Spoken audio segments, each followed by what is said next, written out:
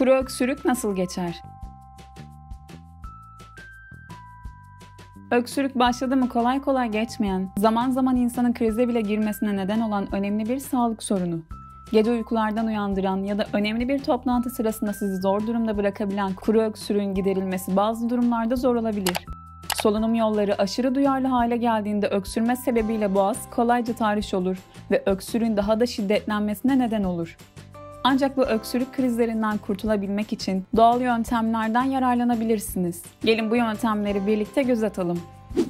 1. Soğan. Bir soğanı ince şekilde doğrayıp bir büyük bardak içine ekleyin. Soğanın üzerine 2 yemek kaşığı bal dökün. Bir süre bekleyin ki soğan ve bal karışsın.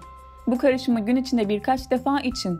Kuru şekilde gelen rahatsız edici öksürükleri giderecektir. Kuru öksürük, nefes darlığı gibi şikayetlerinizi bu kür ile çözebilirsiniz. 2. Üzüm. Üzüm, ciğerleri güçlendiren bir meyvedir. Aynı zamanda antioksidandır. Kuru öksürüğe neden olan tüm bakterileri vücuttan atar. Üzümü meyve olarak tüketebileceğiniz gibi üzüm suyunu da içebilirsiniz. Üzüm, kuru öksürük için şifalı bitkiler arasındadır. 3. Tuzlu gargara. Kuru öksürmeler boğazda kaşıntılara neden olacaktır. Tahriş olan boğazınızda bir süre sonra kuru öksürük ve ses kısıklığı yaşanır. Bu durumun önüne geçmek için tuzlu su ile gargara yapmalısınız. Tuz, iltihapları temizleyerek öksürüklerinize çare olacaktır. Gün içinde 3 defa uygulayabilirsiniz. 4. Badem. Bol vitamin içeren badem öksürüğü kesen bir besindir. Kuru öksürükler için bademi suda bekletip suyunu içebilirsiniz. Ayrıca bademleri ezip bir miktar şeker veya tereyağı ekleyip macun yapabilirsiniz.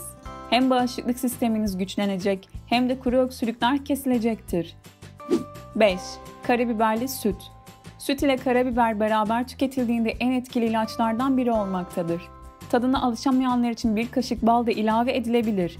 Yapabilenler ise sadece bal ve karabiberi birleştirip tüketebilirler de. Kuru öksürüğe iyi geldiği gibi balgamlı öksürüğü de iyileştirecek etkiye sahiptir. 6. Ihlamur çayı. Öksürük denilince ilk akla gelen çay ıhlamurdur. İçerisindeki bileşenlerde flavonoidler, iltihap giderici ve ağrı kesici etki gösterirken, müsilajların tahrişi önlediği ve boğazı yumuşattığı yönünde birçok veri mevcuttur. Bu nedenle öksürüğe karşı günde 2-3 bardak ıhlamur çayı içebilirsiniz. 7. Keçi boynuzu.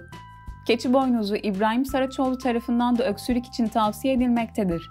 Nefes darlığına karşı çok etkili olan mucizevi gıda bronşları açar, göğüs yumuşatır ve göğüs ağrısını da azaltır. Balgamı ve öksürüğü keser. 1 litre suya 3-4 adet keçi boynuzu atın ve kaynatın. Ardından süzerek günde 2 fincana kadar tüketebilirsiniz.